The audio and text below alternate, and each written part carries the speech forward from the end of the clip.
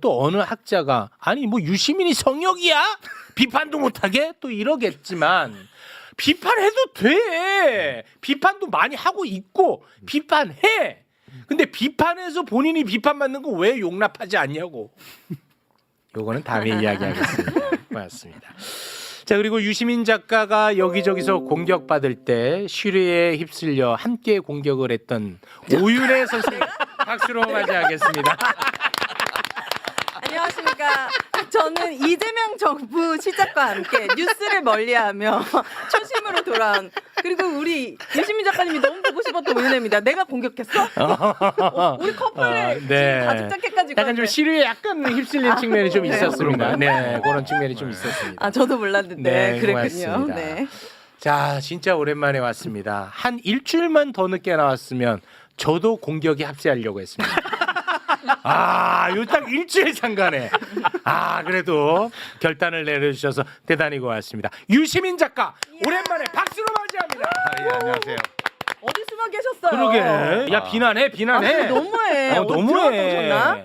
예, 작업실에 들어갔다 왔습니다. 좀 본업이 바빠가지고 저는 비평하는 게 업이 아니고 글 쓰는 게 업이어서. 이건 맞는데. 근데 이제 좀 바빴어요. 제가 이제 유럽 도시계획 3권도 마무리 작업을 이제 거의 다 끝나가는데 네. 했고 또 어떤 연세 많으신 어떤 여성분의 회고록을 제가 자원봉사로 근데 유시민이 자원봉사로 회고록을 쓰는 분은 누구예요? 원래 제가 이제 비평이 업이 아니니까 잘 안 나오는데 뭐 신간 나올 때 매불쇼에 나오잖아요. 그러니까 제가 사실 봉사활동하는 데가 거의 없고 그 청각장애인 사업장 그 아지오. 네, 아지오. 그도 제가 참 비주얼이 좀 안 돼서 이걸로 봉사가 되나 이렇게 늘 고민했었어요. 근데 글 쓰는 걸로 좀 재능 기부가 되는 일이 생겨가지고 네. 원래 94 되신 분인데요. 네. 정말 인생사가 재밌습니다. 이거를 미시사라고 그러는데 한 개인의 삶의 궤적을 통해서 우리 현대사를 볼 수 있는 그런 분이세요. 평범한 분은 아닌가 보군요. 아, 예, 되게 멋진 분이세요. 책 그러니까 제목이 뭐예요? 아니, 너무 궁금해. 아니 진짜. 어떤 분이길래 유시민 작가. 유시민 작가가 회고록을 써? 책 제목은 이제 사랑이 있으니 사라집디다라는 책인데요. 네. 예, 사랑이 있으니 사라집디다. 사라집디다. 예, 남편분이 박정희 정권한테 억울하게 사형당하신 분이세요. 근데 이제 그 얘기를 쓴 건 아니고 이 할머니의 어린 시절에 평안북도 시골에서 나서 하얼빈에서 자라고 평양 고녀를 다니고 피난을 오고 뭐 부산에서 한국은행에 취직을 해서 한국은행 직원이 되고 혼인하고 쭉 그 과정이 다 나오는데 되게 감동적이에요. 그래서 제가 부탁을 받고 그 할머니가 저한테 전화를 하셔가지고 어휴. 이거 써달라고 하셔가지고 네, 그래서 예, 하게 됐어요. 기대됩니다. 네. 어떤 책은 다음 주 한 열흘쯤 있으면 네. 나올 것 같아요. 그럼 열흘 후에 또 한번 모시도록 하겠습니다. 좋습니다. 그거 하느라고 좀 그것도 있고 제 일도 있고 해서 좀 바빴어요. 네. 일부러 안 나온 건 아니고. 아, 그런 건 낚시는 아니에요. 다니셨죠? 네. 겨울에는 낚시 별로 못 갔고요. 가끔. 예. 그럼 진짜 바쁘셨네. 좀 짜증도 내고 화도 낼까 했는데 굉장히 삶 자체가 듣고 보니 안 됐죠. 아니 굉장히 품격 있는 삶인 것 같습니다. 네, 열흘 후에 또 뵙도록 하고요. 자, 그러면 안 나온 이유에 대해서는 뭐 어느 정도 소명이 됐습니다. 그런데 오늘 또 매불쇼에 나온 이유가 또 궁금해. 오. 그렇게 고집불통으로 아. 안 나오시더니. 그 제가 비평이 업이 아닌데 직업으로 비평을 하는 분들은 그냥 정해진 날 나가서 무슨 문제든 아무 말이든 해서 자기 몫을 해야 되잖아요. 그렇죠. 예, 그런 분들이 자칫 그렇게 상황에 안 맞는 말을 하거나 또는 뭐 틀린 걸로 나타나는 예측을 했다는 걸 너무 비난하지 마세요. 저도 예전에 썰전해봤지만 일주일에 한 번씩 중요한 문제들 다 비평하다 보면 삐끗할 때도 충분히 있고. 준비되지 않은 상태에서도 발언하게 되거든요. 네네네. 그런데 저는 다행히 그게 업이 아니어서 어떨 때 나오냐 하면 첫 번째는 내가 한 시민으로서 어느 정도 책임을 느껴야 될 어떤 일인가 아닌가. 그러니까 사회적으로 중요해도 내가 책임을 느끼는 일이 아니면 굳이 말 안 해도 되잖아요. 업이 아닌데.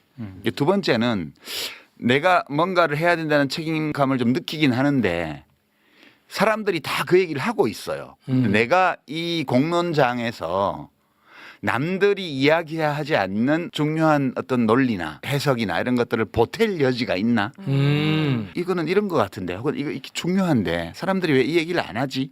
근데 내가 이 얘기를 하면 좀 더 그 문제를 우리가 이해하고 또는 평가하고 이러는데 보탬이 될 만한 내용을 내가 가지고 있나? 네. 이제 그 두 가지 조건이 충족돼야 나오거든요. 근데 최근에 이제 검찰 개혁을 둘러싼 여러 일들을 보면서 지금이 어떤 고비에 있다는 느낌이 들어서 여기 매불쇼에 나가서 네. 내가 생각하는 어떤 면, 사람들이 지금까지 얘기하지 않았던 거 이런 걸 좀 얘기를 하면 네. 많은 관계자들이나 혹은 시민들이 이 문제에 대해서 판단을 할 때 혹시라도 좀 도움되지 않나 이런 것 때문에 며칠 전에 출연 요청을 수락을 했는데 아유, 고맙습니다. 그 사이에 지금 3월 17일 날 이제 당정청 합의라는 게 새로 나와가지고 작년 가을에 1라운드, 이번에 2라운드. 이번에 2라운드까지 이제 3라운드가 남아 있는데 네. 2라운드까지 괜찮게 정리가 된 것 같아요. 네. 근데 약속을 해서 안 나올 수는 없고 약속을 해, 정리해야죠. 정리를 해야 될 거 아닙니까? 그렇게 네. 나오게 됐습니다. 그렇습니다. 근데 이제 지금 제가 비평에 대해서 약간 유튜브든 아니면 재래 언론이든 제가 불만을 갖고 있었던 거는 비평하는 분들이 비평을 하는 목적 또는 동기가 그냥 여기서 이름을 알려서 내가 어디 공천 받아야지, 어디 발탁돼서 자리 받아야지 이런 거 가지고 하는 분들 꽤 많아요. 알잖아요. 지금 벌써 막 예비 후보 등록한 사람 많아. 우리가 그런 사람들 중에 그게 제대로 비평이 됐겠어요, 그게? 작가님은 모르는 게 없으시구나. 네, 이런 거 볼 때마다 깜짝깜짝 놀래. 다 알고 계시네. 그러니까 이제 그리고 그 비평을 보시는 시민들도 그런 점을 감안해서 비평을 보셔야 돼요. 다 안다, 다 알아. 나만 못 알아듣고 있는 거죠? 못 알아듣는 게 좋아. 굉장히 소외감. 야, 아니. 못 알아듣는 게 좋고. 그거요? 그 인생이 피곤해져요. 나 피곤해져. 난 지금 너가 부럽고, 그리고 또 한편으로는 놀라고 있고. 이걸 알아들으면 윤혜 씨의 인간관계에 지장이 생겨요. 지장이 생겨. 왜냐면 그리고 그런 분들하고 많이 어울리거든. 네, 그래? 알아듣는 제가 그렇게 기분이 좋진 않아요. 와, 이건 뭘까? 자, 네. 일단 오늘 할 얘기 진짜 너무 많은데 네. 와 시작부터 쑥 들어오셔가지고 제가 그냥 재밌겠다. 몸풀기로 네. 그냥 인간적 소회를 좀 듣고 싶은 게 있어요. 뭐냐면 유시민 작가는 어떤 특정 진영에서야 뭐 미움을 많이 사왔죠. 뭐 그거는 이제 기본값으로 두고 도처에서 미움을 사왔죠. 아니, 뭐 도처는 뭐 전 동의하기 어렵고요. 그런데 요즘은 그게 뭐 어느 정도가 되는지는 저도 잘 모르겠습니다만 댓글상에 마치 한 방향을 보고 있는 사람들조차도 유시민 작가를 굉장히 비판하는 것처럼 보여집니다. 그럴 때 유시민 작가는 어떤 마음일까? 저는 그게 굉장히 인간적으로 궁금하거든요. 뭐 빈총도 맞으면 기분 나쁜데 기분이 좋지는 않죠. 아, 공격과 비판의 포인트들이 있는데 그중에 어떤 거는 공격받을 만한 포인트들도 있어요.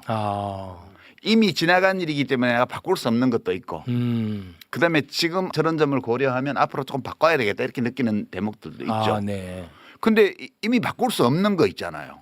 저희 뭐 형사 전과 이런 거 가지고 막 욕을 한다든가 옛날에 감옥 살았던 거. 전과가 있어요? 예, 저 전과가 아니, 심각한 그거는 전과가 있죠. 훈장이지. 그러니까 이제 그런 것들을 바꿀 수가 없으니까 그런 건 넘기고 이렇게 공격할 소지가 있으니까 다음에는 조심해야 돼라는 생각을 갖게 하는 것도 있고요. 그런데 이제 그 너무 신통치 않은 그런 것들은 좀 짜증 나고요.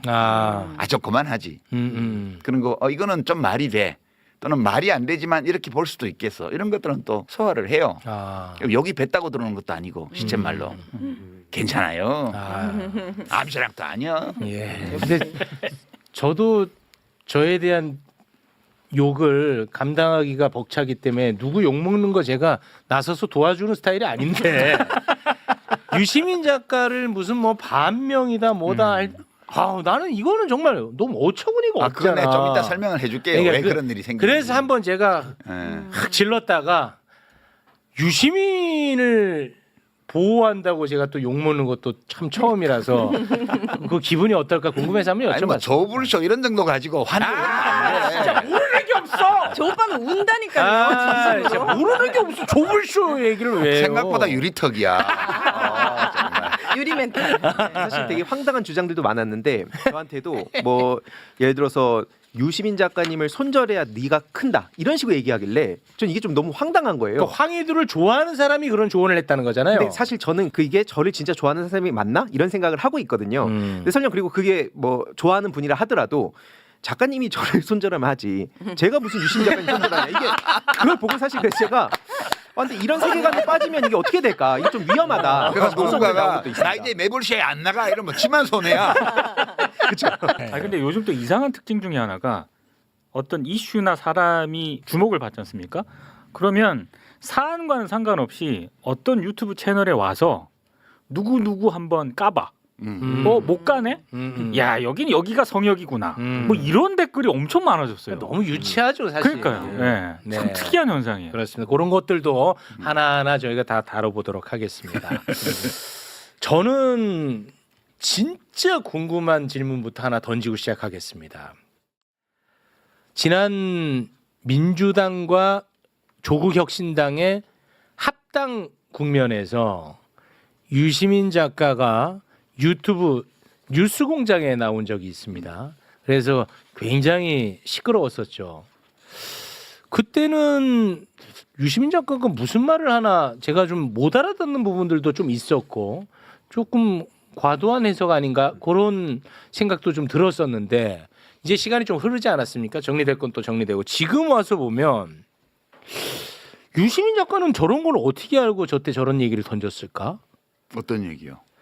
굉장히 많은데 일단은 검찰 개혁 관련해 가지고도 이거는 뭐 개혁 그 이상의 의미를 갖고 있다라는 부분 이거 잘 정리 못하면 굉장히 시끄러워진다 뭐 그런 이야기들도 했던 걸로 제가 기억을 하고요. 그리고 권력 투쟁이 시작됐다 뭐 이런 표현도 했었고 저는 사실 못 알아들었어요 당시에. 그리고 또 괜한 얘기해갖고 또 약간 좀 갈등을 더 부추기는 측면도 있지 않나 하는 생각도 했었거든요. 근데 지금 보면 와 기가 막힌 말들을 어떻게 알고 했던 건가 참으로 궁금합니다. 특별한 정보가 있는 건 아니고요. 네. 제가 이제 취재를 안 하기 때문에 일반 시민들이 모르는 정보를 아는 게 없어요. 근데 물론 이제 인간관계가 옛날부터 있기 때문에 들리는 얘기들은 좀 있죠. 예컨대 뭐 이해산 전 대표님 장례식장에서 왔다 갔다 하는 사이에 누가 와서 뭐 저한테 누구 흉을 본다든가 이래서 들리는 얘기들이 있긴 한데 그걸 비평하는데 제가 반영하지는 않아요. 아, 근데 저는 공개된 정보를 토대로 추측을 해보는데 네, 검찰개혁 문제가 일단락되긴 했는데 네. 2라운드가 2라운드. 1라운드가 작년 가을에 검찰청 폐지법이 국회에서 의결되고 나서 1라운드가 끝났는데 네, 이제 1년 유예를 했기 때문에 2라운드에 중수청법, 공소청법, 형사소송법 이런 거를 개정해야 되잖아. 이쪽은 중수청, 공소청은 이제 제정해야 되고 형사소송법은 검사의 지위와 역할에 관한 조항들을 손을 봐야 되니까 개정을 해야 되고 네. 이게 2라운드 또는 2라운드로 종결된다고 봤는데 이게 진행이 안 되는 거예요. 그 뒤에 이게 뭘까? 왜 진행이 안 될까 생각을 했는데 그때 무심코 흘렸던 보도 기사 네. 이런 것들이 이제 이거를 내가 무심코 봤는데 아니구나 라고 했던 게 네. 추석 무렵에 우상호 정무수석이죠. 지금 강원도지사 후보로 지금 확정이 돼 있어요. 네. 근데 제가 말할랍니다. 그 뭐 이거 선거에 지장받지 않을 거예요. 해코지 하려는 게 아니고요. 무슨 감정이 있어서 말을 하는 게 아니에요. 네. 제가 이게 좀 이상하다라는 느낌을 가진 경위를 얘기하는 거예요. 또 논란되는 말 하시나 보다. 일단 우상호 사랑해 한부터 하고 시작하세요. 사랑하지 않아요.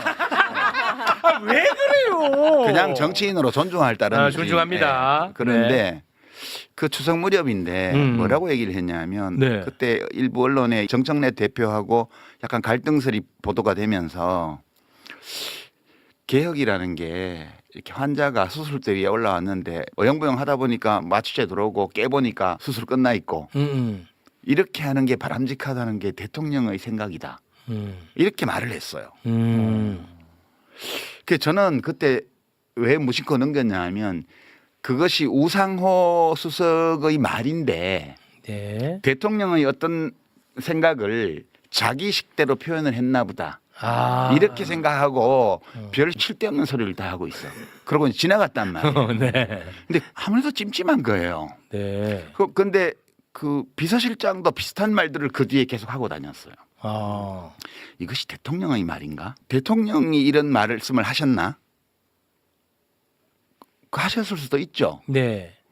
근데 이제 그 내가 문제의식을 느낀 거는 개혁 중에는 그런 개혁도 있어요. 사람들이 뭐 이러고 있는데 어느새 돼버린 거 이런 게 있긴 해요. 근데 이 검찰 개혁처럼 굉장한 권력을 집중해서 가지고 있는 소수 집단이 있고 그들이 가지고 있던 권력을 빼앗거나 혹은 분산시켜서 제한하는 이런 개혁이 그런 식으로 된 예는 세계 역사에서 저는 못 봤어요. 아. 만약 대통령이 그런 취지의 말씀을 하셨다면 네. 참모들은 대통령님 이 검찰 개혁은 그렇게 할 수 있는 게 아닙니다. 라고 말을 해야 맞지. 그거를 참모들이 밖에 나와가지고 대통령의 이런 생각이라고 막 하고 다녀. 이게 무슨 이런 일이 있지? 노라고 말하는 참모가 없나? 그런 의문을 제가 가졌던 거예요. 아, 네네. 이상하다 이거는. 여기서는 호루라기 한번 불어야겠다 생각을 예. 하셨나 예. 보군요. 그래서 나는 확신은 없는데 혹시 그런 건 아닐까 해서 좀 고전에도 그런 얘기를 했고요.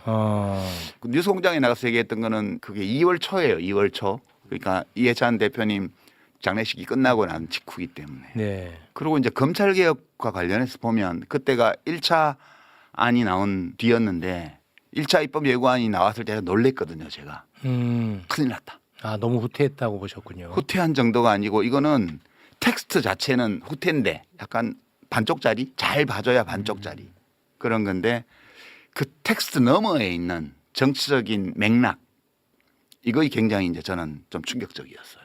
왜 충격적이냐면 그게 행안부 장관하고 법무부 장관이 입법 예고한 거잖아요.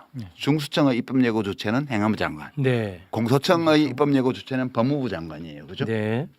그리고 TF는 총리실에 있었어요. 맞습니다. 그러면 대통령의 항상 지론이 수기잖아요. 네. 그리고 1차 발표하고 나서 일본 출장 가시면서 대통령께서 당에서 수기하고 그거를 정부가 수렴해라. 네. 그렇게 지시를 공개적으로 하셨어요. 맞습니다.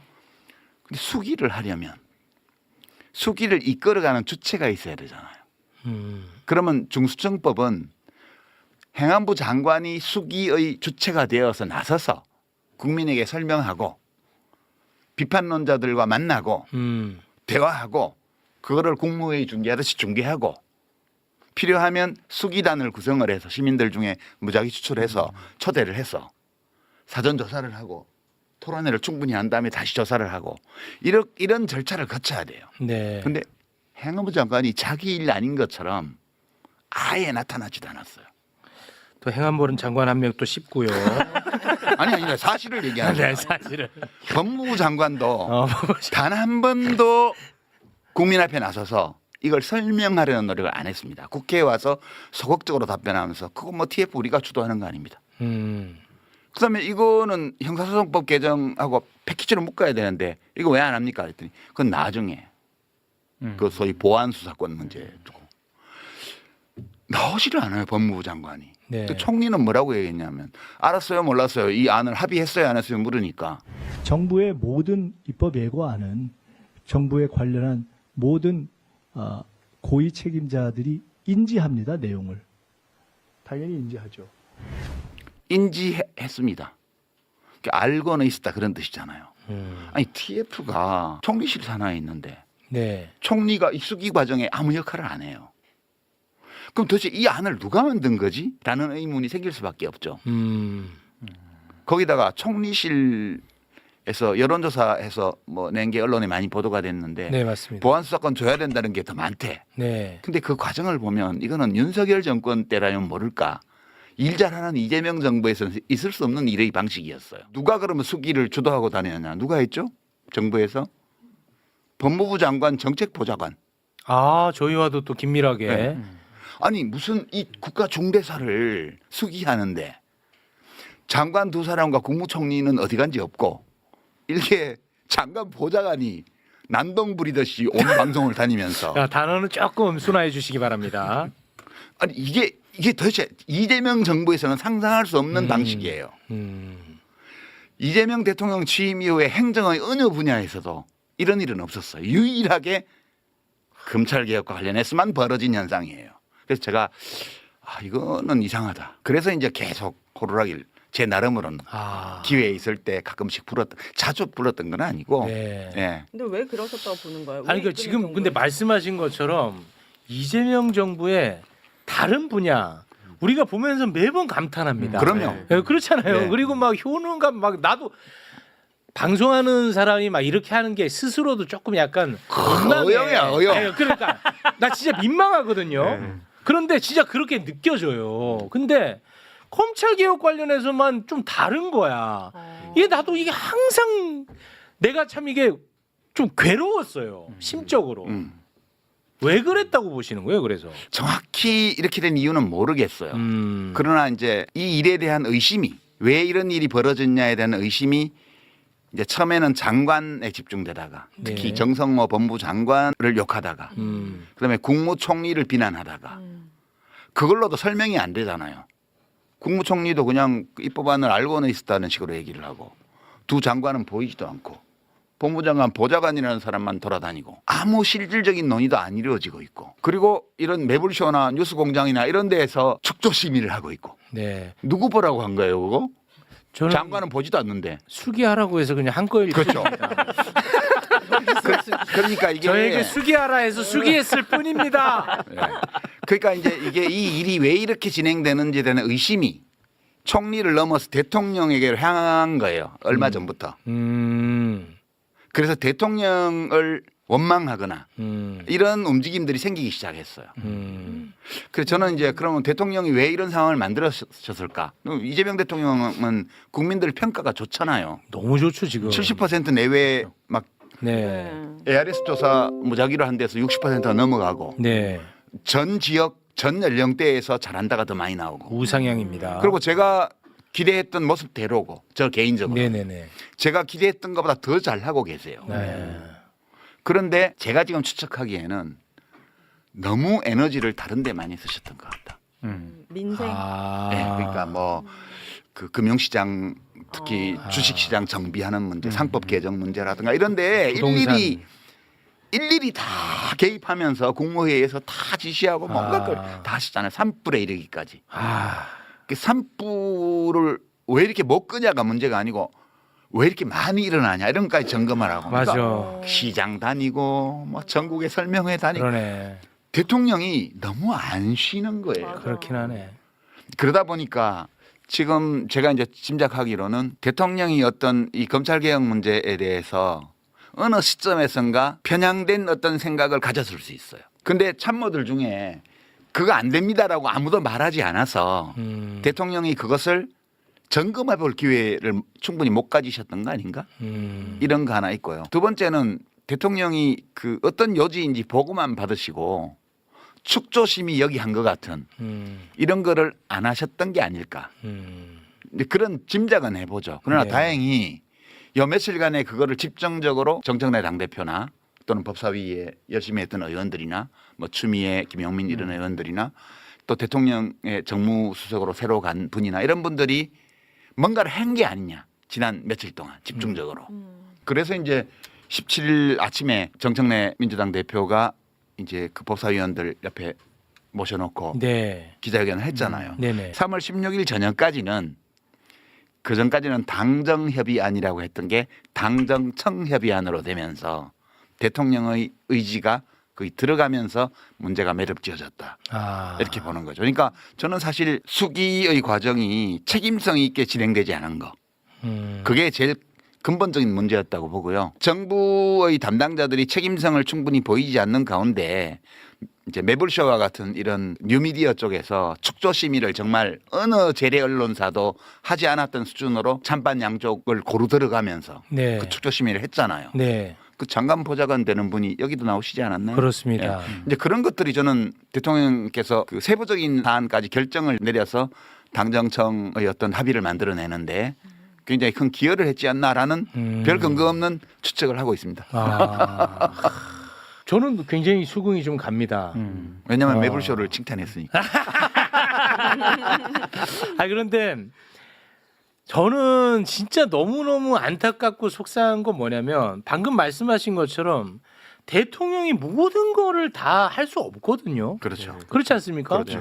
그래서 그런 부담을 줄여주는 측면에서라도 우리가 이렇게 함께 호루라기 불어주고 함께 수기해주는 것이 리스크를 줄여준다고 저는 생각하는데 그렇죠. 이런 걸 하면은 뭐 반명이니 정부를 흔드니 막 이런 댓글들이 달려버리니까 아주 정말 너무 고통스러워요. 제가. 그렇죠. 그게 컨텍스트예요. 정청래 대표가 발표한 그 당정청 합의안이 만들어진 과정을 그 텍스트로 보면요. 네, 대통령께서 그 너무 지나친 건 안 좋다. 네 아 검찰총장 이름, 이름 그거 쓴다고 해서 없는 권한이 생기는 것도 아니지 않냐. 네, 그리고 뭐 공소청을 3단계로 한 거에 대해서도 이름만 바꿨지 그 유지를 시켜줬고 그다음에 뭐 검사들 다 해임한 다음에 재임용하는 선발 문제. 재임용하자 이런 얘기도 그거 왜 불필요한 얘기를 하냐 이런 것들은 대통령의 의견을 다 네. 받아들였어요. 네, 그 대신에 이제 중수청법 45조를 완전 삭제한 거라든가 그렇습니다. 다른 세세한 악용될 수 있는 그런 수사 지휘와 관련된 부분. 검사들이 사실상 수사에 개입할 수 있는 통로로 이용될 수 있는 백도어로 이용될 수 있는 것들을 다 막아버렸다. 다 끊어버렸습니다. 이런 것들은 법사위 위원들의 의견을 다 받아준 거예요. 그렇습니다. 이게 수기라는 게 그런 거예요. 네. 수기라는 게 서로 자기 입장을 가지고 있지만 상대방의 의견을 들어보고 논쟁해보고 그리고 대통령이 당정협의안에서 더 많이 물러섰고요. 그리고 법사위원들 이걸 추진해온 법사위원들 쪽에서도 실질과 관계없는 거. 관계가 적은 거 네. 이런 것들은 대통령의 의견을 네. 받아들인 거죠. 네네. 이제 이런 것이 수기라는 거죠. 네. 그러니까 내 입장의 일부 변경 가능성, 내 입장을 일부 변경할 가능성을 처음부터 가지고 의견이 다른 사람과 토의하는 거예요. 그래서 이제 결과는 잘 됐다고 저는 봐요. 그렇습니다. 뭐 만점짜리는 아니겠으나 네, 현실에서 누구든 자기 생각에 만점이라는 건 있을 수 없죠. 그래서 이 정도면 일단 2라운드가 어느 정도 잘 진행되었다고 본다. 이렇게 볼 수 있는 거고요. 네. 근데 제가 이 얘기는 진짜 꼭 한번 하고 반면. 싶었는데, 아니 그 약간 좀 비슷한 이야기인데요. 정치인이나 평론가라는 사람들이 그 동안에 본인이 해왔던 말, 본인의 생각, 본인의 철학이 존재할 거 아닙니까? 그런데 지금은 그런 것들은 싹 사라져 버리고 대통령 생각 맞히기 게임이 돼 버렸어요. 평소에 과거에 검찰 개혁에 대해서 세게 주장했던 사람도 이번에 이런 이슈가 딱 터지잖아. 이런 얘기는 하지도 않아. 그냥 이재명 대통령 생각은 뭘까? 그거 맞히고 앉아 있어. 난 너무 안타까운 거예요. 그게. 요거는 우리 유시민 작가님이 좀 한번 정리를 해주시면 좋을 것 같습니다. 전에 늘 여기 수잔 원장마서 애용했던 침팬지 폴리틱스로 돌아가 봐요. 그것도 오랜만에 등장하네요. 예. 그때 우리가 어떻게 분석을 했냐면 윤석열을 고블린과 같은 유형의 권력자로 규정했습니다. 그렇습니다. 그 물어뜯겨 죽은. 네. 그러니까 고블린은 지금 기억을 살리기 위해서 얘기를 하면 그 아프리카 케냐의 곰베 국립공원에서 관찰된 알파메일 침팬지인데 네. 우두머리 수컷 늘 다른 개체들에게 신체를 손상시킬 것 같은 위협을 가해서 복종을 끌어냈던 폭군 스타일의 지도자예요. 네. 모두가 숨지고 있었지만 도전자가 나타났을 때 합세해서 물어뜯어 죽였어요. 그다음에 가장 모범적인 지도자로 꼽았던 게 기억나죠? 아모스. 아모스. 아모스는 그 침팬지 알파메일이 70~80%의 확률로 약자를 위한 개입을 하고 한 20% 30%의 비율로 정서적 공감의 기초를 둔 개입을 한다고 그랬습니다. 분쟁에 개입할 때 정서적 공감은 내 아는 놈, 나하고 친한 놈을 우호적으로 해주는 거죠. 네. 그러니까 우리가 100% 못하냐? 왜냐? 동물이니까.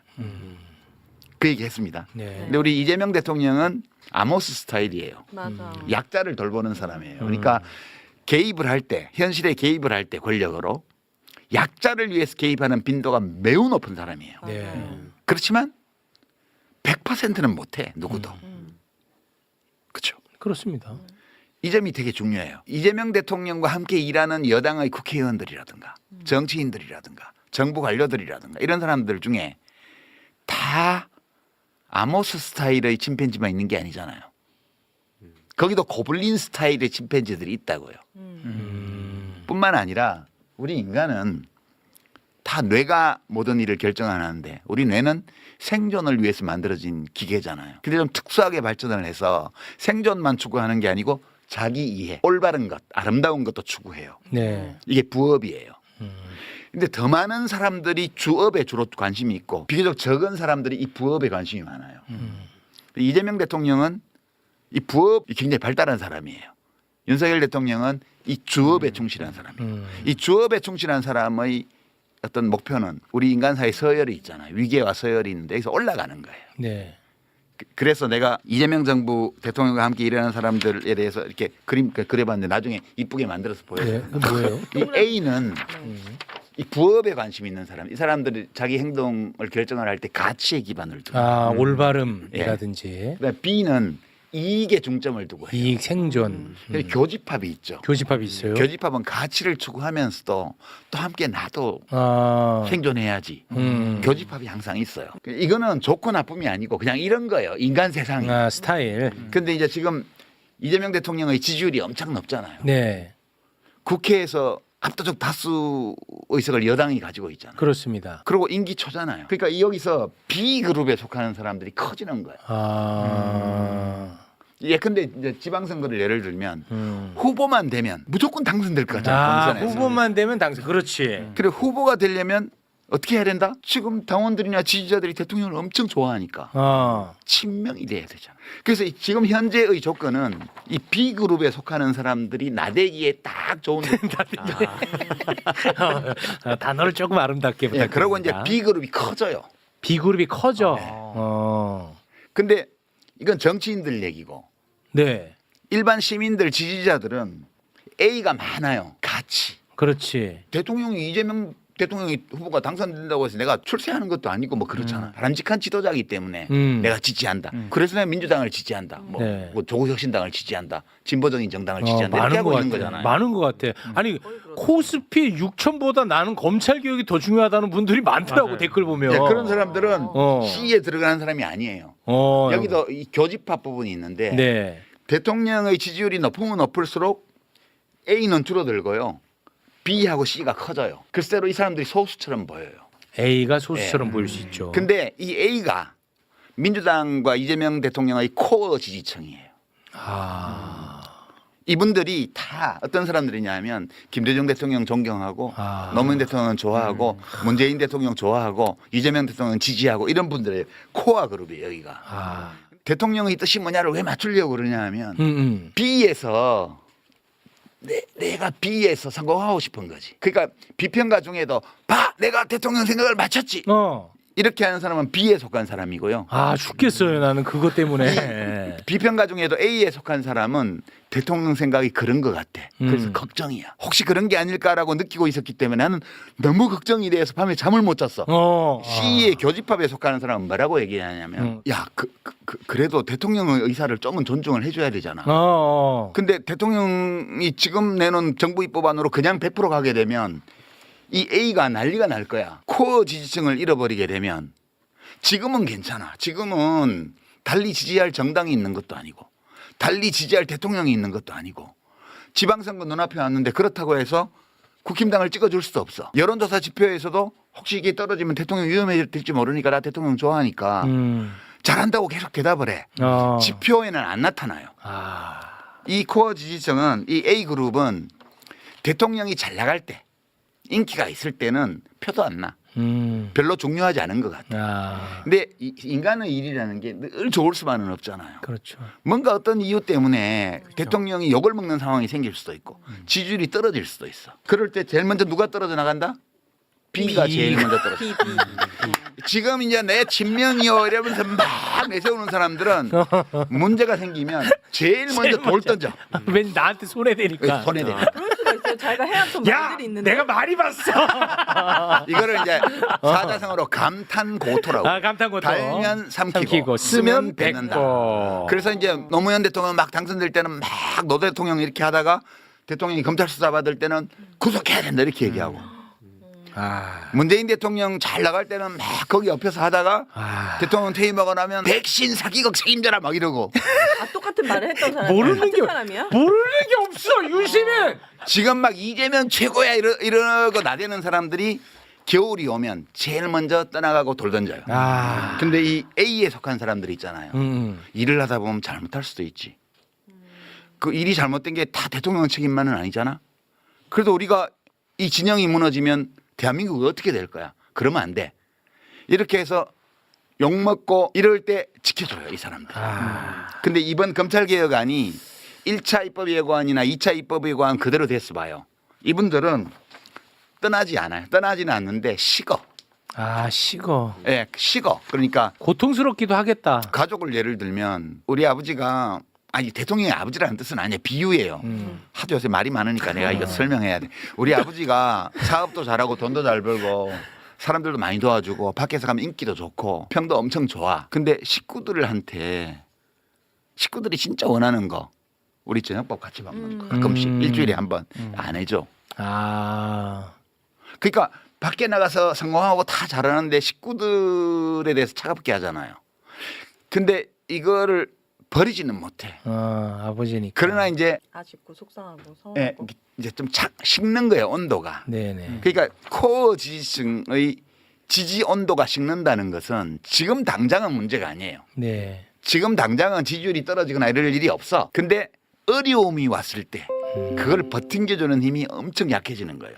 노무현 대통령이 서거하시고 나서 막 수백만 명이 조문하고 이랬지만 그 초기에 현대건설이 북한에 보낸 그 4억 달러인가 그 문제 때문에 특검을 그때 한나라당에서 의결을 했고 지대로 다수였으니까 네. 그거를 거부권 발동을 안 하고 수용한 것 때문에 이 코어 지지층이 식었거든요. 그래서 지지율이 떨어지고 나서 어려움을 겪을 때 안 움직인 거예요. 이 코어 지지층이라는 거는 그만큼 중요한 거거든요.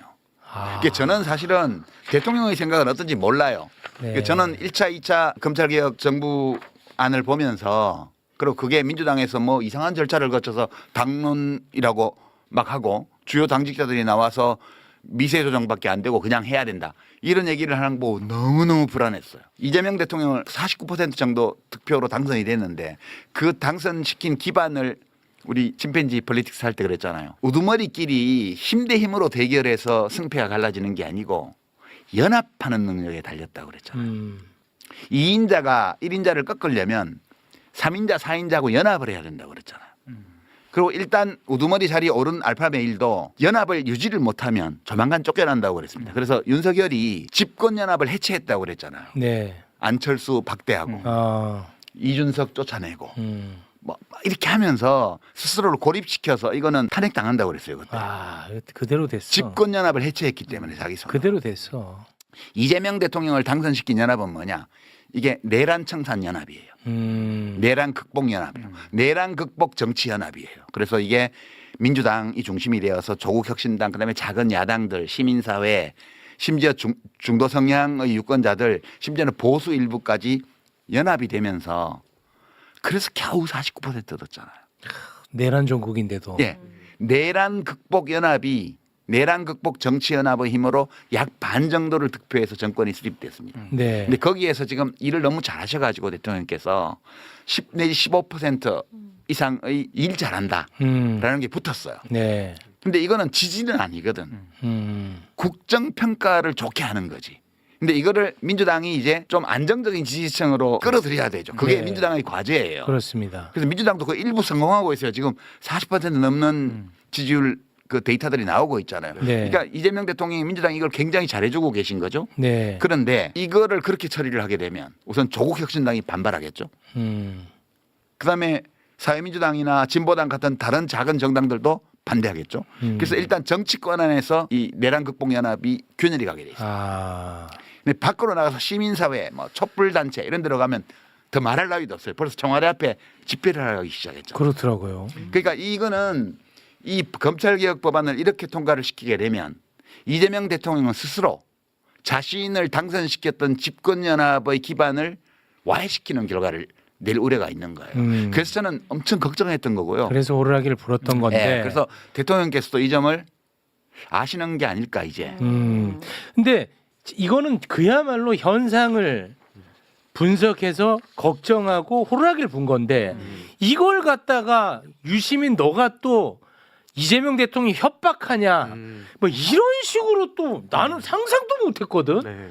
그런 식으로 또 엄청나게 공격을 해대고 하면서 나 혼자서 너무너무 혼란스러웠었거든요. 근데 그게 자연스러운 거예요. 이게 지지율이 높은 대통령이 있으면 이게 나올 수밖에 없어요. 아, B. 예, B가 이. 커질 수밖에 없는 거예요, 이게. 아. 그리고 이제 이 커진 B가 제일 눈에 거슬리는 게 C들은 타협을 해오잖아요. 이 교집합이기 때문에. 나도 친명이야. 근데 이 A들은 야, 진짜 친명은 친명이라고 자랑 안 해! 이러면서 이제 타협이 안 돼. 니네 친명팔이 하지 마! 이렇게 대든단 말이에요. 얘네들 죽여야 돼. 이렇게 말하는 애들을 반명으로 몰아가는 거예요. 왜냐하면 여기가 지금 지지율이 높다는 거는 B그룹이 굉장히 커질 조건을 마련했잖아요. 네. 아니 비평하는 사람도 지금 대통령 인기가 좋기 때문에 아무데나 임명해도 지금 사람들이 욕 별로 안 해. 자리 받고 싶으면 비평하러 나와가지고 막 아니 우리 조불쇼에서는 안 그러지만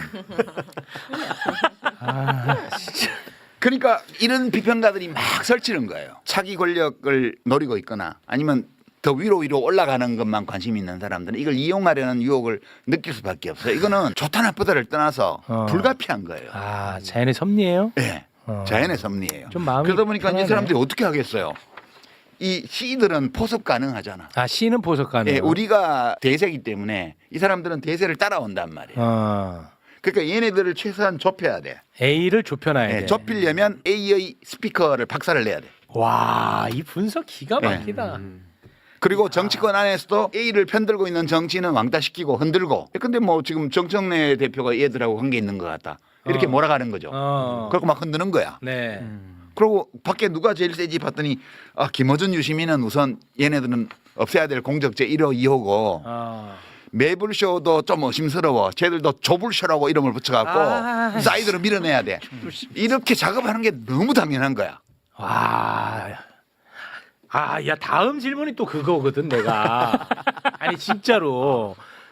근데 뭐 거의 설명이 돼가지고 이건 너무 자연스러운 거 아니에요? 그렇게 말씀하시니까 조금 마음이 조금 편안해지네. 그러니까 아름답거나 바람직하거나 이런 거하고는 무관하고 그런 판단을 내리기 전에 이런 동서고금을 막론하고 인기 있는 권력자가 있을 때는 늘 생겼던 일이다 이거는. 그러니까 이거에 대해서 우리가 너무 나쁘게 그렇게 보시는 스트레스 받고 그러지는 말고 살아버리고 저러는구나. 일종의 기본값으로 네, 기본값. 받아들여라. 네. 그럼 자연스럽게 요거는 한번 좀 제가 구체적으로 한번 좀 여쭤보겠습니다.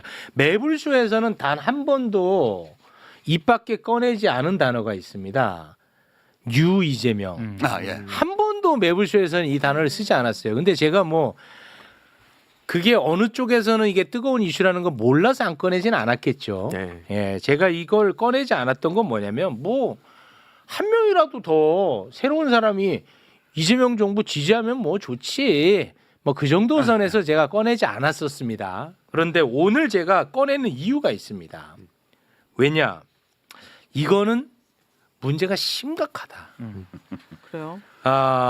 이재명, 그러니까 민주당을 지지하지 않았는데 이재명 대통령이 일을 참 잘하는 모습을 보고 이재명 정부를 지지하는 새로운 그룹을 유이재명이라고 일컫습니다. 네. 그런데 그거는 뭐 합리적인 합리적이고 명명법이에요. 너무 좋고 네. 그리고 응원하고 지지해야 됩니다. 그래서 저 나 같은 사람. 이재명이라고. 예, 그런데 잘못하면 오해받아요.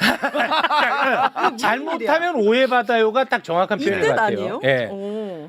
최근에 네. 뭐 이건 뭐 실존하는 이야기니까 이현주 의원이 개최한 유 이재명 토론이 있었습니다. 오. 거기에 이제 연사로 어떤 한 지식인이라고 하는 분이 나왔더라고요. 네. 그래서 제가 봤습니다. 함동균 왜 이름을 말을 안 해? 작가님 입에서는 얘기하지 마세요. 그럼 왜? 제가 할게요. 예, 함동균. 작가님 입에 거론하지 마세요. 진짜 저는 화가 많이 나 있어요. 왜 존중을 해야지 왜? 제가 볼드모트가 아닌데. 그거를 보고 너무 놀랐어요. 유 이재명 토론이야. 거기에 대표 연사야. 그러면 이재명 정부를 지지하거나 이재명 대통령이 잘하는 이야기를 하면서 으쌰으쌰 하면 너무 좋지. 그렇죠? 그렇잖아요. 네. 그런데 그 사람이 에너지를 가장 많이 쏟는 데가 뭐냐?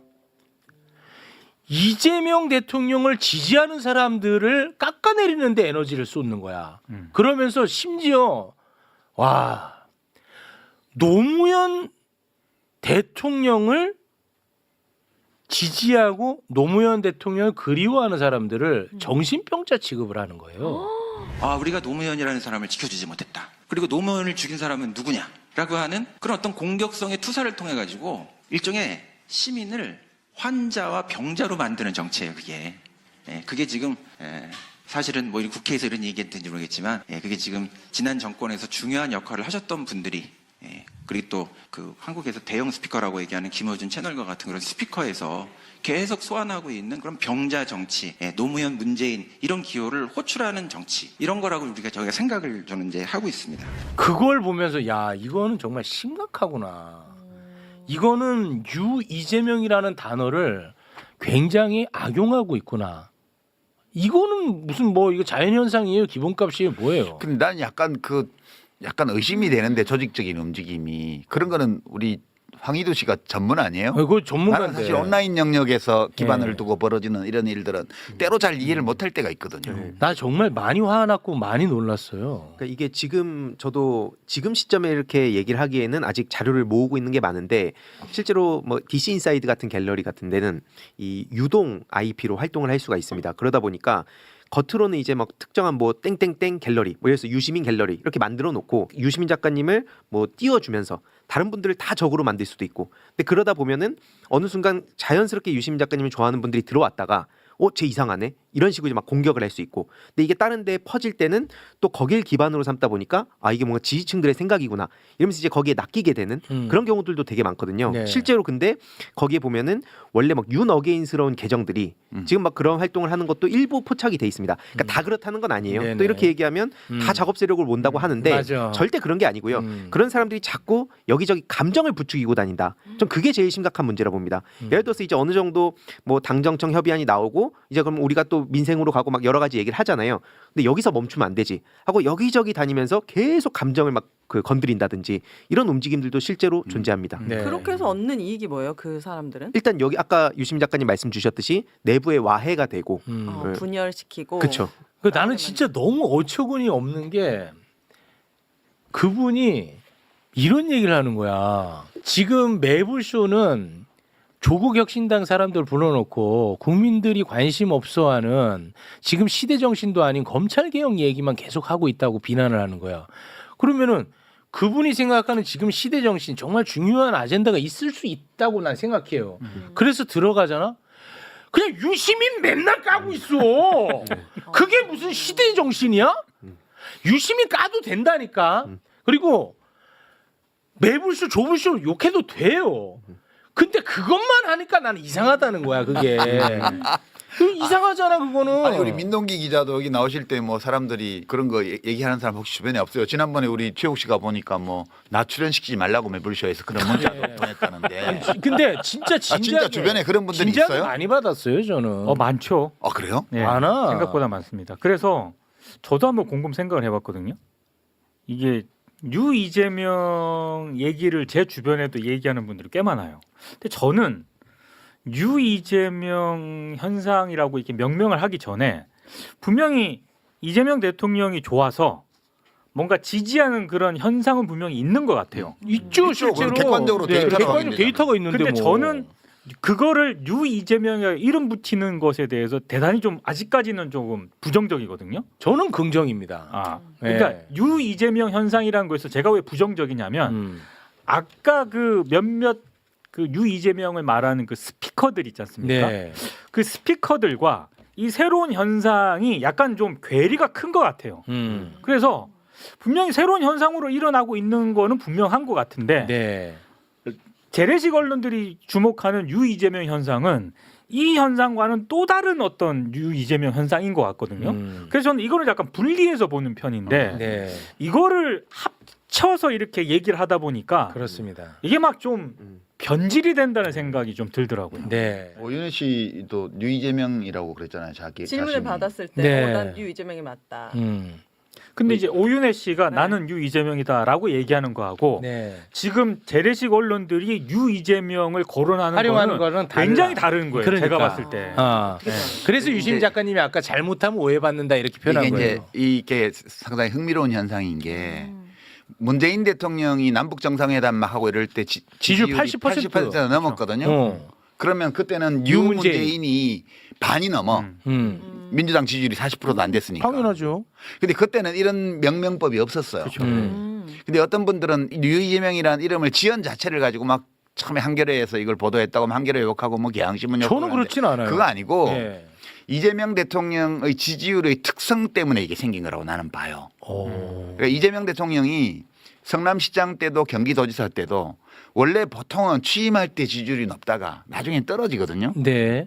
근데 이재명 대통령은 성남시장 시절에도 취임할 때보다 끝날 때가 훨씬 지지율이 높았어요. 시정 수행 지지율. 경기도지사 때도 취임할 때는 전국에서 제일 꼴찌였어요. 16개 시도지사 중에. 근데 한 2년 지나니까 1등 돼가지고 끝날 때까지 1등이에요. 와. 이게 이제 이재명 대통령이 어떤 스타일이냐 하면 유능한 행정가란 말이에요. 네. 그러니까 조그만 일들 이런 거를 미루지 말고 작은 일부터 빨리빨리 할 수 있는 것부터 하자. 그 주의잖아요. 네. 국무회의 때 맨날 그 얘기예요. 그러다 보니까 이재명 시장, 이재명 도지사, 이재명 대통령의 행정행위 하나하나에 수혜자가 있잖아. 또는 그렇게 문제를 해결하는 걸 보고 매력을 느끼는 일반 시민들이 있잖아요. 네. 그런 분들이 오, 일 잘하네. 이렇게 해서 야금야금 지지율이 붙어서 네. 4년 동안 계속 올라가는 거예요. 지금 과거의 사례를 보면. 네. 네. 지금도 초기에 약간 지지율이 기대 섞여서 있다가 좀 내려갔다가 지금 한 달에 한 0.5%, 한 달에 1% 그 정도로 올려서 지금 70% 육박하는 수준까지 와 있잖아요. 네. 이게 이재명 지지율의 특성이에요. 그러다 보니까 남북 정상회담, 남북미 정상회담 이런 큰 이벤트로 국정수행 지지율이 붙는 거하고 아. 이렇게 소소해 보이는 작은 행정들 뭐 코스피 정상화부터 해가지고 이렇게 하나씩 쌓아가는 게 견고해요. 훨씬. 그러다 보니까 이재명 대통령의 지지율은 시장 때나 도지사 때나 대통령 때나 출렁이지 않고 꾸준히 야금야금 올라가는 스타일이에요. 그러다 보니까 다지면서 올라가거든요. 네. 그러니까 이렇게 뉴 이재명이라고 그래서 좀 안정적으로 국정수행을 지지하는 유권자층이 보이는 거죠. 네. 데이터에 잡히는 거죠. 그렇습니다. 네. 그러니까 이런 이름을 붙이는 거는 너무 자연스러운 네, 거예요. 저도 그렇게 생각해요. 근데 문제는 어디서 시작이 됐냐면 다시 이 그림으로 돌아가서 정치하는 사람들이 아까도 얘기했지만 지방선거에 후보 안 되면 대구 경북만 빼고는 좀 대구도 뭐 알 수 없다고 그러는데 대구 알 수 없습니다. 다 될 것 같은 분위기잖아요. 그렇습니다. 확실하게. 그러니까 네. 경선이 치열해요. 경선이 치열하기 때문에 그 국정수행을 지지하는 유권자들이 대부분이 민주당 권리당원이 된 건 아니지만 일부는 권리당원으로 들어온 경우도 있고 또 자기들이 권리당원을 모집하기도 하고 그렇게 해서 이기려고 그런단 말이에요. 그러다 보니까 지방선거 누구라고 말 안 해도 알 거예요. 막 친명을 엄청 내세우면서 경선 뛰는 사람들이 있잖아요. 막 최고위원 그만두고 나가가지고 막. 그러고 막 저는 그런 것 좀 안 했으면 네. 자기 실력으로 해야지. 자꾸 이재명과 친하다는 저 실명 그 쓰지 마세요. 네. 그런데 이제 그 사람들이 볼 때에는 문제가 요 A 그룹을 축소하고 와해시켜야 돼요. 왜냐하면 A 그룹에서 자기가 인기가 없다는 걸 알기 때문에 아 그건 알아요? 알아요. 아 그건 알아. 그래서 A 그룹을 조각조각 내고 최대한 그다음에 위축시켜야 돼요. 그러다 보니까 이제 A 그룹에 있는 그 당원들에게 영향을 미치는 제 1순위가 뉴스공장이에요. 2순위가 매불쇼야. 아 매우셔나. 그리고 뉴스공장과 매불쇼를 이중으로 더블 뛰면서 선동을 하는 유시민이 있어요. 얘네들을 공격해야 돼요. 얘네들을 공격하는 제일 좋은 방법 중에 하나가 이재명 대통령을 다 좋아하기 때문에 반명 이렇게 몰면 데미지가 있을 거라고 생각합니다. 근데 작용 반작용이 있잖아. 그러다 보니까 저나 뉴스공장이나 매불쇼를 좋아하는 사람들 중에는 저놈들이 이상한 놈들이야. 그래서 그런 말을 하는 유튜브를 구독 취소를 하는 거죠. 그리고 이쪽도 매불쇼나 뉴스공장도 구독 취소를 해요. 이게 바로 분열의 조짐이에요. 아, 이건 나쁜 거네. 네, 이게 이제 집권 기반이 되고 있는 내란 극복 정치연합을 균열을 내는 작업이에요. 결과적으로 이게 나의 이익을 위해서 전체를 해치는 기획인 거죠. 이게 그러니까 전체는 어떻게든 무방해 나만 이익을 얻으면 돼. 그래서 그 사람들이 B그룹이라고 부른 거예요. 제가 자기가 올라가는 것만 중요해. 그러니까 그 사람들의 뇌는 생존만 중심으로 작동하는 거예요. 이게. 근데 그 목적 달성도 못해 또. 아, 결국 못해요. 네, 합리적인 방법을 못 찾기 때문에 왜냐하면 그러니까 서로 구독자가 줄어드는 거예요. 그런 작업을 하는 쪽도 그전에는 서로 다 구독해 주다가 B와 A가 나뉜다는 걸 알기 때문에 요 C에 속한 사람들은 어디도 구독 취소를 안 해. 그러나 B에 동조하는 사람은 A 쪽의 구독을 취소하고 그렇겠지. A 쪽에 속하는 사람은 B 쪽의 구독을 취소하면서 서로 구독자가 줄어드는 거예요. 맞아요. 실제 그렇 잘 됐네. 뭘 잘 돼요? 그 유튜버 아니라고 말씀. 인과응보잖아요. 인과응보.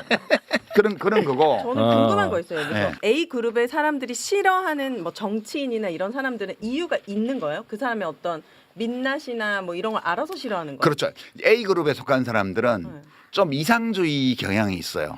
정치는 국민을 위한 것이라 해야 되고 선당 후사. 그러니까 내 이익보다는 당의 이익이 앞서야 되고 당의 이익보다는 국민의 이익이 앞서야 약간 되고. 공익적인 마인드. 예, 그렇게 해서 그렇게 행동하는 정치인들을 좋아하는 경향이 있어요. 근데 저 같은 경우에는 의리, 공익 이런 것도 중요하지만 실력을 이제 더 많이 찾게 되는 거예요. 이 사람이 네. 얼마나 능력이 있는 거예요. 그러니까 아니 자 보세요. 유 이재명 얘기하다 여기까지 왔는데 네. 보십시오. 아까 유시민 작가가 이런 얘기를 했습니다. 이재명 대통령의 정책 수혜자들이 지지자로 붙는다고 했습니다. 자 보세요. 그럼 코스피가 올라서 자기가 돈 벌었어. 이재명 대통령이 얼마나 예뻐 보이겠어. 그렇지. 그렇잖아. 어. 그럼 지지해. 그 사람이 유시민을 싫어할 이유가 있어 없어? 없지. 전혀 없어. 난 주식 투자도 안 해. 아니, 그러니까 없단 말이야. 없지. 그런데 그 유 이재명이라고 하는 현상을 활용하는 나쁜 사람들이 문제라는 거야. 그러니까 이제 예컨대 어. B에 속한 어떤 정치인이 네. 우리가 볼 때 본인은 나라를 위해서 한다고 생각하겠지만 우리가 제3자로서 볼 때 B그룹에 속하는 어떤 정치인이 당대표를 하고 싶어. 그러면 기존 당대표는 A에 속한다고 보는 거예요. 그러면 이 당대표를 흔들려면 어떻게 해야 돼? 이 기반이 되고 있는 당원들이 자꾸 이 사람을 좋아하게 만드는 그런 담론을 퍼뜨리는 스피커를 아작을 내야지. 흔들어야겠죠. 그러니까 당연히 그쪽에서는 김어준이나 유시민을 반명으로 모는 거예요. 너무 자연스러운 거예요. 그리고 근데 너무 무리해. 아까 그게. 이제 함동균 씨 얘기를 했잖아요. 함동균 씨가 하는 일이 뭐냐면 그 사람도 합리적으로 하는 거예요. 이때 합리적이라는 거는 바람직하다 좋다는 거 관계없고 네. 목적 합리성. 아, 네네네. 우리가 윤석열을 맨날 비판할 때 행위에 목적 합리성이 없다고 그랬잖아. 그 어떤 목적이 있으면 그 목적을 달성하는데 도움이 되는 행동을 해야 되는 거예요. 근데 총선에 이기고 싶으면 국민 여론을 따라줘야 되는데 반대로만 갔잖아. 그냥 망할 거라고 우리가 그랬어. 김태우 공천하고. 네. 뭐 강서구청장 보궐선거 같은 거 뭐 지는 길만 가고 있잖아. 그러니까. 그걸 우리가 목적 합리성이 네, 없다. 네, 우리가 그때 비판하기를 목적 합리성이 결여되어 있다고 네. 비판했어요. 지금 이제 B에 속한 사람이 A에 속한 어떤 정치인을 끌어내리기 위해서 그렇게 하잖아. 네. 근데 반명이다. 그까지는 좋아. 그 목적 합리적이야. 네네. 근데 잘 안 먹히지. 사람들이 너무 똑똑해. 안 먹혀. 이제 함동균 씨 같은 사람이 그렇게 하는 거는 반명이다라고 뭐라 갖고는 충분히 안 되는 대목이 있어요. A를 구성하고 있는 당원들이나 지지자들이 네. 전직 대통령님들을 다 좋아하거든. 얘네들이 뭉쳐 있으면 반명이라고 몰아붙이면 다 반발해. 제압하기 힘들어. 그러니까 상대를 지배하고 싶을 때는 어떻게 하냐? 디바이드 앤 룰이에요. 우선 쪼개놓고 하나씩 격파를 해야 돼. 이재명 대통령을 좋아하는 사람들과 그 전직 대통령들도 좋아하는 사람들을 갈라쳐야 돼요. 갈라쳐야 쪼개놔야 하나씩 격파를 할 수가 있잖아. 그래서 함동균 씨는 그 이현주 의원이 주최한 그 토론회에서 엽기적인 발언을 막 쏟아냈는데 그들 자체의 논리로 보면 목적 합리적인 운동을 한 거예요. 오케이. 네. 그들 주관적으로는 네네. 그들 주관적으로는 목적 합리성을 추구하는 행위를 한 건데 우리 A에 속하는 이 가치를 중시하는 당원들이나 지지자들이나 시민들이 볼 때는 그냥 망동으로 보이는 거지. 분노하죠. 네. 그들 주관적으로는 목적 합리적인데 자기들이 공략하고 자하는 대상들을 잘못 보는 거예요. 그런 방식으로 이 A가 갈라지지 않아요. 그러니까 너무 막 화내지 마요. 스스로 뉴 이재명이라는 그 지극히 정상적인 어휘를 네.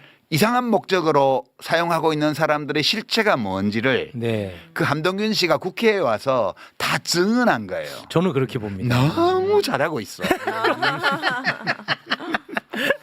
이런 걸 두고 이제 우리 옛날 속담에 손 안 대고 코 푼다. 손 안 대고 코 풉니다. 그렇게 네. 얘기하는 거죠. 범사에 감사하라. 네. 그런 거 있잖아요. 불가에서는 역행보살이라고.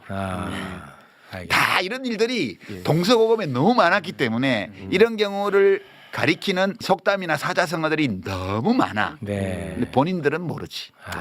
근데 저는 사실 궁금했던 게 그 이현주 의원이 그때 뭐 그쪽 진영에 있으니까 막 그런 얘기를 했다. 뭐 공가론 얘기하면서 막 찬양을 했었잖아요. 전 개인적으로 동의 절대 할 수 없지만 역사관. 그렇다 치고 근데 이제 그럼 여기 왔는데 지금 민주당에 왔는데 그 토론회를 하면서 역대 대통령들을 다 비난만 했단 말이에요.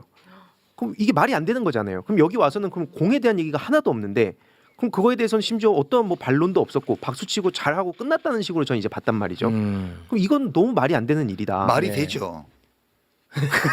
아니 그걸 왜 말이 안 된다고 이게 그거 자꾸 말이 안 된다고 생각하면 화가 나잖아. 황해도가 어려서 그래요. 애가. 그러면 안 되고. 어려워 애가. 다시 오늘의 주제는 이건데 이현주 황해도. 의원은 전형적으로 B에 속한 사람이잖아. 이게 이익이 되는 데로 막 옮겨 다니면서 살아온 정치인이잖아요. 그렇게까지 말씀하실 거예요 오늘은? 아니 본인이 뭐라고 얘기를 했냐면 그 무슨 이승만 스쿨 강의하고 이런 거에 대해서 그러면 이승만 좋아하는 사람들이 모이는 데 갔는데 욕하냐. 그때는 자기가 그쪽 진영이 있었기 때문에 그렇게 말을 했다고 그래요. 그걸 우리가 받아들이자고요. 여기 와서 막 윤석열 욕하고 막 한 거는 이쪽 진영에 왔기 때문에 한 말이고 그 이현주 의원이 하는 모든 말들은 그냥 자기가 선 자리에서 자기 이익에 도움이 되는 말을 그냥 하는 거예요. 네.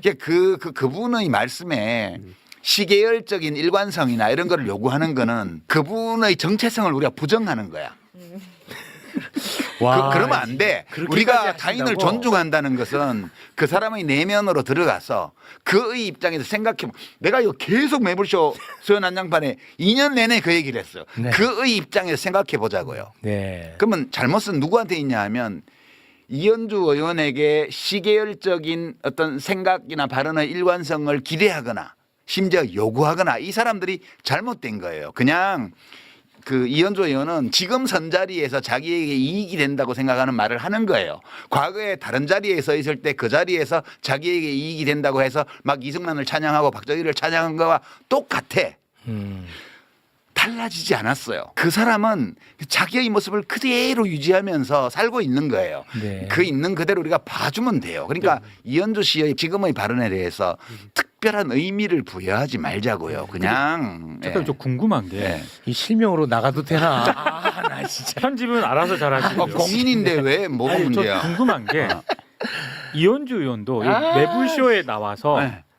최욱 앵커가 물어봤거든요. 네. 근데 저는 조금 제 개인적으로 진짜 이해가 안 됐던 게 지금 B에 속해 있다고 우리가 일단 가정을 했을 때 딱 그렇게 분류를 했을 때 그냥 저는 이현주 의원이 내가 그때는 그랬지만 지금 생각은 좀 바뀌었다.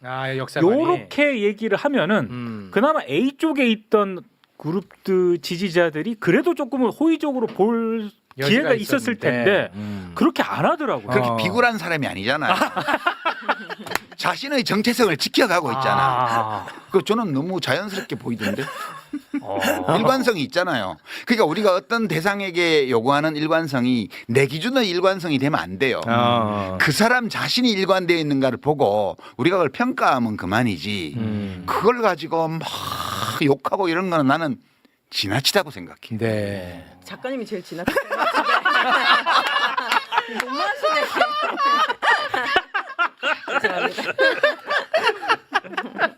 죄송합니다. 고맙습니다. 네. 너무했나? 모르겠습니다. 제가 이걸 어떻게 정리해야 될지. 편집 어떡하지? 네. 아니 내가 윤석열을 비평할 때도 우스가만 했어요. 예, 맞아요. 우리가 한동균 씨나 이현주 의원을 평가할 때 얼굴 찌푸리면서 해야 될 이유는 없잖아. 네. 그래도 윤석열만큼은 아니잖아. 그보단 그럼 낫죠. 누구를 용서 못 하겠어 우리가. 예, 그렇게 생각하면. 알겠습니다. 예. 근데 저는 이제 시간이 지나고 유시민 작가가 한 발언을 보면 저한테 막 더 좀 깜짝깜짝 놀라는 측면이 있거든요. 이번에는 그 얼마 전에 또 그 MBC에 나가서 이런 발언을 했었거든요. 국민의힘은 지금 함께 고난을 견디는 것이 얼마나 힘든지 여실히 잘 보여주고 있고 민주당은 권력을 함께 누리는 일이 얼마나 힘든 일인지 잘 보여주고 있다. 둘 중에 뭐가 더 어려운 일일까? 이런 얘기를 했는데 와 기가 막힌 표현이다. 그렇네. 권한과 권력 중에 뭘 나눠 갖는 게 힘들지. 와 정당한 방법으로 권력을 획득했어. 그랬으면 이 권한 정권을 잡았기 때문에 권한을 적절히 나눠야 돼요. 공을 세운 것도 좀 고려해야 되고 능력이 얼마나 있는지도 또 고려해야 되고 적성이 맞는지도 고려해야 되고 그래서 누가 볼 때에도 적소에 권한 있는 자리를 잘 나눠줬고 서로 그걸 양해하면서 잘 지내야 된다. 이게 바람직한 건데 현실에서는 그렇게 잘 안 돼요. 그러니까 자리를 놓고 다투는 거지. 다투다 보면 상대방을 깎아내려야 되잖아요. 근데 이제 여기 다시 그래프로 와서 A나 C에 속한 사람들은 그렇게 야비한 방법을 쓰지 않아. 이 사람들은 가치를 중시하기 때문에 내가 나의 이익을 추구하더라도 특히 C에 있는 사람들 경우에 내가 내 이익을 추구하더라도 전체의 이익을 해치지 않는 범위에서 해야 돼. 이 생각이 있어요. 근데 이 B에 속한 사람들은 그게 되게 약해 없거나 그래서 권력을 나누기가 힘든 거예요. 모두가 그러니까 C가 아주 두텁잖아요. 이 교집합이 굉장히 두텁잖아요. 그럼 제일 잘 돼요. 그 B나 A, C는 적고 A가 엄청 크잖아요. 시끄러워 맨날. 여기는 권력 때문에 싸우는 게 아니고 무슨 정책 노선 뭐 이런 거 가지고 그럴 수 맨날 있겠네. 지지고 볶는 거야. 아 그럴 수 있겠다. 그러니까 B가 많잖아요, 너무. 그러면 이익 가지고 싸우다가 엉망이 돼요. 정부를 가장 바람직하게 운영을 해나가려면 정당이나 정부에 이 교집합에 속하는 C가 많아야 돼요. 이 C가 김대중 대통령 어록에 나오는 서생의 문제의식과 상인의 현실 감각을 갖춘 사람들이에요. 그 리더는 C에서 나와요. 김대중 대통령, 노무현 대통령, 문재인 대통령, 이재명 대통령 다 마찬가지예요. 이 C에 속한 사람이라야 큰 자리에 가요. 큰 권한이 있는 자리를 맡을 수가 있어요. 근데 여기 속한 사람이 맞잖아. 그럼 내란이 나는 거야. 윤석열. A에 속한 사람이 나잖아. 노무현 대통령이 이 스타일에 좀 가까웠어요. 고생을 너무 하시는 거야. 이게 현실적인 이해 사선을 너무 덜 따지고 이게 나라에 장기적으로 필요해야 안 해. 그럼 막 지지층이 엄청 반대하는데 핵폐기물 처리장 만들고 지지층이 엄청 반대하는데 한미 FTA하고 이렇게 막 하는 거예요. 그러니까 A에 속한 이상주의적 경향이 아주 강한 어떤 정치인이 대통령이 되면 본인이 고생을 엄청 해요. 그런데 긴 시야에서 보면 남는 게 많아. 후대에 인정받게. 그렇게 돼요. 그러니까 제일 성공하는 사람은 C야, C. 제가 그러니까 약간 좀 C 스타일이거든요. 그래서 제가. 매불쇼가 성공하죠. 네. 아 진짜야. 내가 아까 들을 때부터 계속 나는 C구나. 근데 네. 지금 저 얘기하니까 C라고. 아니야. 나 처음부터 나는 C인데 나 그런 생각 많이 하고 듣고 있습니다. 그러니까 이재명 대통령도 전형적으로 C에 속한 분인데 네.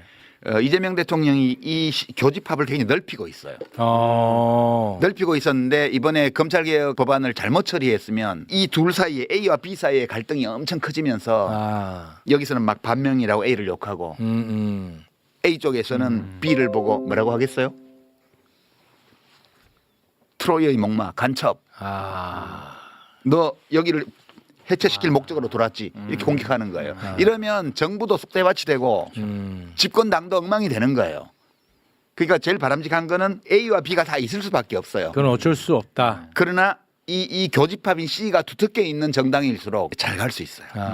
그 이재명 대통령이 이번에 2차 정부 입법 예고안을 민주당하고 해서 당정협의안으로 만들었었잖아요. 네. 그걸 다시 당정청 협의안으로 한 등급 올리면서 이 문제를 수습한 거. 정리가 됐죠. 예, 이런 것들이 이 리더십의 스타일을 보여주는 거죠.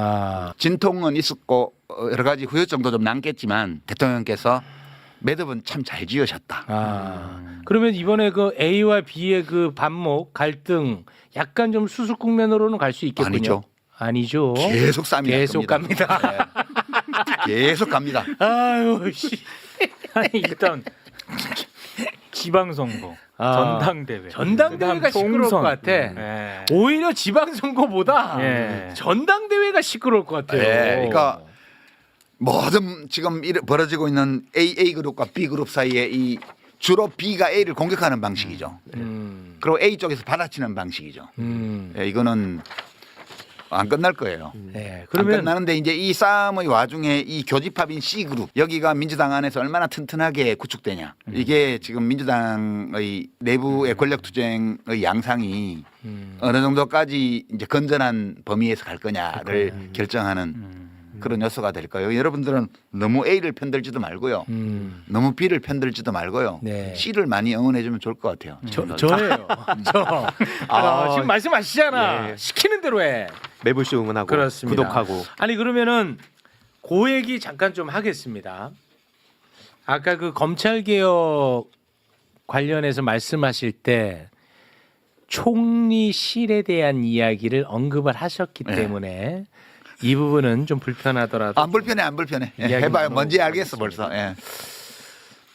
그 지난번 합당 국면에서 뉴스공장에 나가서 김민석 총리에 대한 이야기를 하셨죠. 네. 책을 봐라. 네. 그래서 유시민 작가를 비판하는 쪽에서는 아니 그 옛날 그 감정까지 끌어들여 가지고 저렇게까지 김민석 총리를 모욕 줘도 되느냐라는 비판이 많이 있었습니다. 실제 그 구원이 있어서 미움이 아직까지 남아 있는 겁니까? 그거 이제 어디 방송에 나오셨나 그 분이 민주당의 어떤 어른이신데 제가 존경하는 분이에요. 진짜 옛날에 사형 선고도 받았고요. 박정희한테 그랬던 분인데 그때 일을 거론하면서 감정이 덜 풀려서 그런가 보다 이렇게 비평을 하셨더라고요. 그런데 이제 제가 좀 짓궂게 돌려드리면 그분이 저를 별로 안 좋아하시나 봐요. 옛날에 당 같이 할 때 맺힌 게 안 풀리셨나 봐.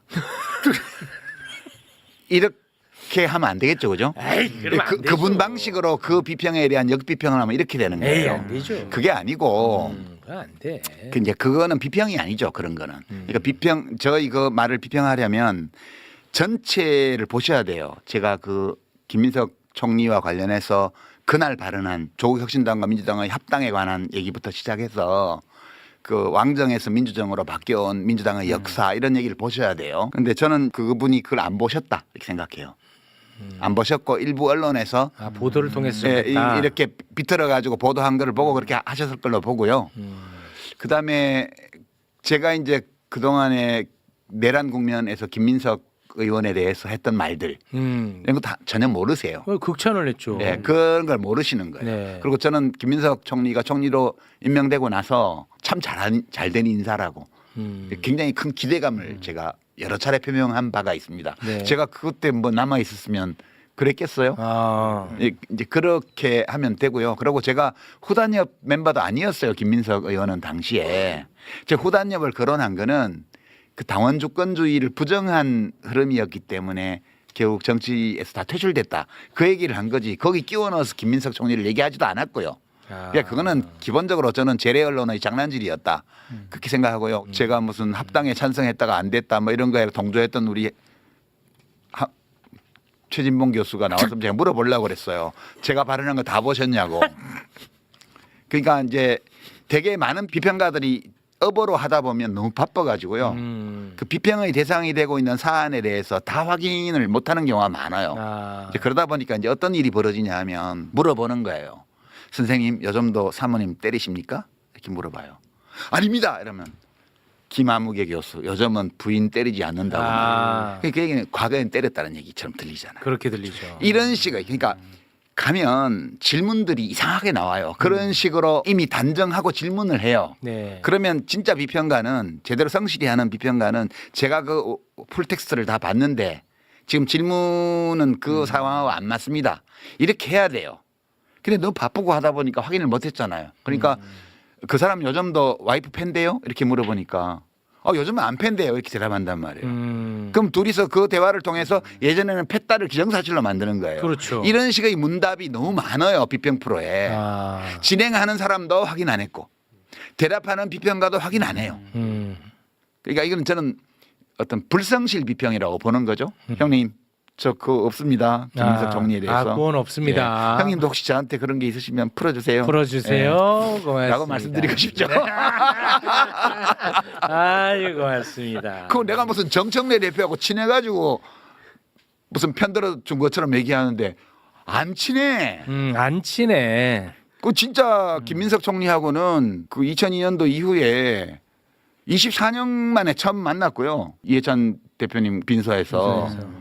정청래 대표하고도 얼굴 맞댄 거 19년 만에 2007년 이후에 19년 만에 처음으로 얼굴 맞댔습니다. 그리고 정청래 의원이 옛날 당 같이 할 때 나를 엄청나게 공격했잖아요. 간신이라고 했어요, 저보고. 맺힌 게 있으면 정청래 대표하고 맺힌 게 더 있지. 근데 이제 정청래 대표한테는 제가 정청래 대표 말 나온 김에 제가 정청래 대표를 편들어야 될 이유는 없어요. 근데 이제 그렇게 저를 과거에 공격한 거에 대해서 정청래 의원이 사과한 적도 없어요. 근데 제가 사과를 요구하지는 않아요. 요구하지 왜냐하면 않아. 남들은 모르지만 제가 먼저 정청래 의원한테 못되게 했거든. 남들은 모르고 우리 둘만 아는데 정청래 대표한테 못되게 했어요. 그리고 그거 뒤에 사과도 안 했고. 그러니까 이제 나는 정청래 대표한테 나를 공개적으로 공격한 거에 대해 사과해라고 요구할 권리가 없어. 자격 없어. 네. 예, 근데 이제 말 나온 김에 말하자면 그때 내가 참 잘못했거든. 그 이제 사과는 못했는데 두고 미안하게 생각해 왔어요. 예. 그러니까 사과하는 걸로 받아줬으면 좋겠는데. 뭔지는 얘기 안 할게. 우리 둘만 알아. 네, 그렇게 하세요. 예. 그러니까 이제 이거 혹시 이야기 들으면 정청래 대표는 금방 알 거예요. 뭘 말을 하는지. 내가 못되게 했어요. 잘못했어 내가. 예. 근데 이제 그 옛날 일이고 그 뒤에 그거 10배쯤은 정청래 의원이 저한테 못되게 했고요.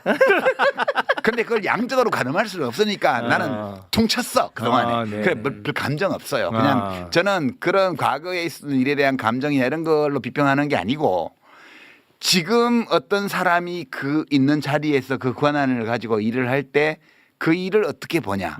이걸 가지고 비평을 하는 거지. 그렇죠. 저 그렇게 쫌생이 아니거든요. 무슨 24년 전의 일을 가지고 아직도 꽁해가지고. 그러니까. 저 그런 사람 아니에요. 진짜. 그러니까 유치한 사람들이 공격해 들어오면 이 방어하기도 참 애매합니다. 그렇죠.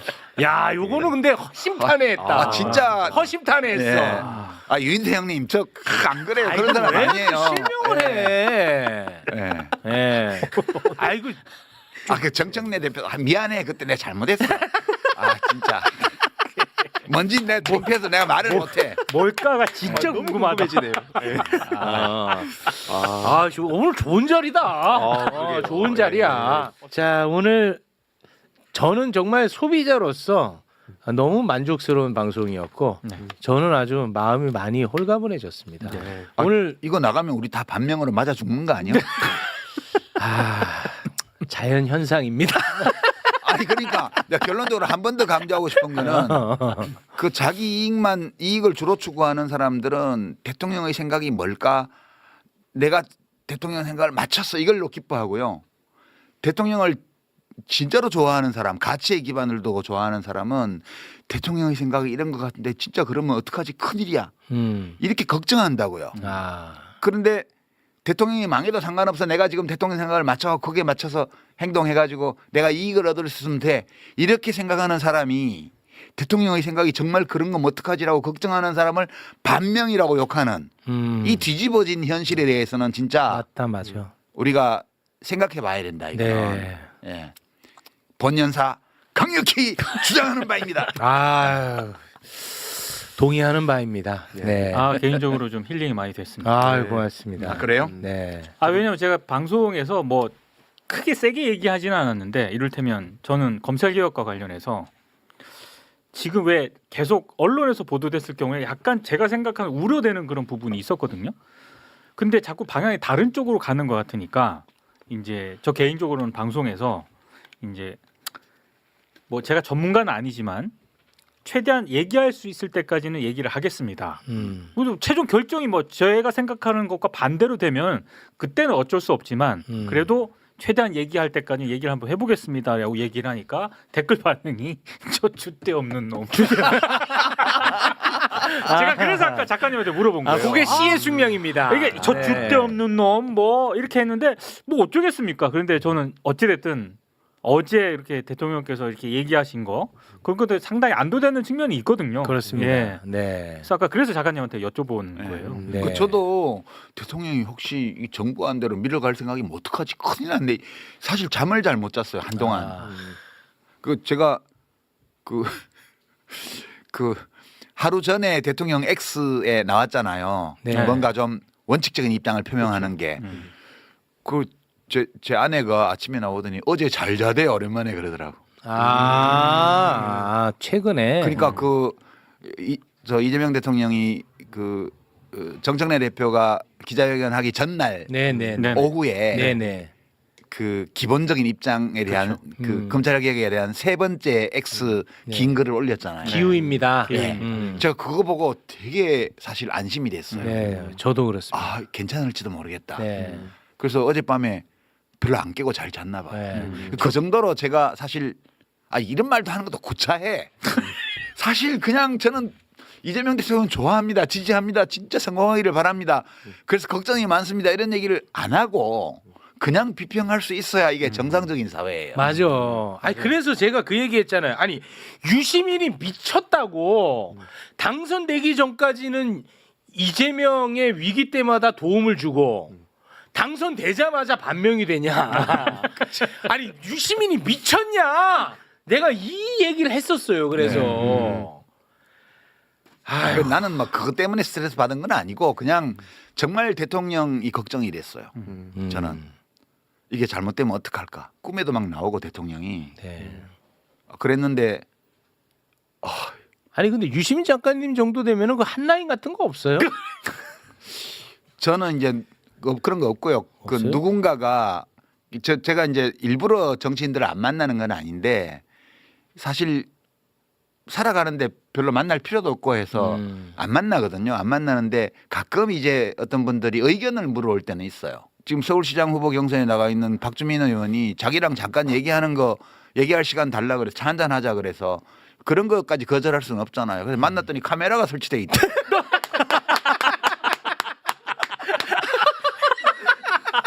유튜버 다 됐어. 유튜버 다 됐어. 야 박주민. 그런데 장소는 노무현 재단 그 커피숍에서 만나기로 했는데 그렇다고 해서 안 한다고 할 수는 없잖아요. 그래서 거기서 앉아서 좋은 얘기 많이 했어서. 그런데 이제 정원호 후보는 대통령이 SNS에 그 지원 사격도 하셨으니까 네. 막 이것까지 못하게 할 수는 없지 않나? 와, 그래서 웃기다. 그냥 그렇게 됐어요. 근데 그 알고 속아주는 거죠. 그럴 때는 이제 그런 경우 있긴 한데 아 웃기네. 막 누구랑 막 한라인으로 막 연락하고 그렇게 네. 살지는 않아요, 제가. 자, 또 편집의 지옥에 빠져들어야 되니까 요 정도 선에서 마무리를 짓도록 하겠습니다. 아 오늘 진짜 괜찮았어요? 저는 좋았어요. 어떤 반응이 있더라도 저는 뭐 후회하지 않겠습니다. 네, 종종 나와주시기를 간곡히 부탁을 드리면서 여기서 마무리 짓겠습니다. 뭐 반응 한번 보고 반응 한번 보고 뭐 꼭 나와야 될 필요가 있다는 판단이 들면 그 할머니 책 들고 나올게요. 좋습니다. 네, 열흘 뒤에 또 만나볼 수 있을 가능성이 상당히 높아졌습니다. 함께해 주신 세 분 대단히 고맙습니다.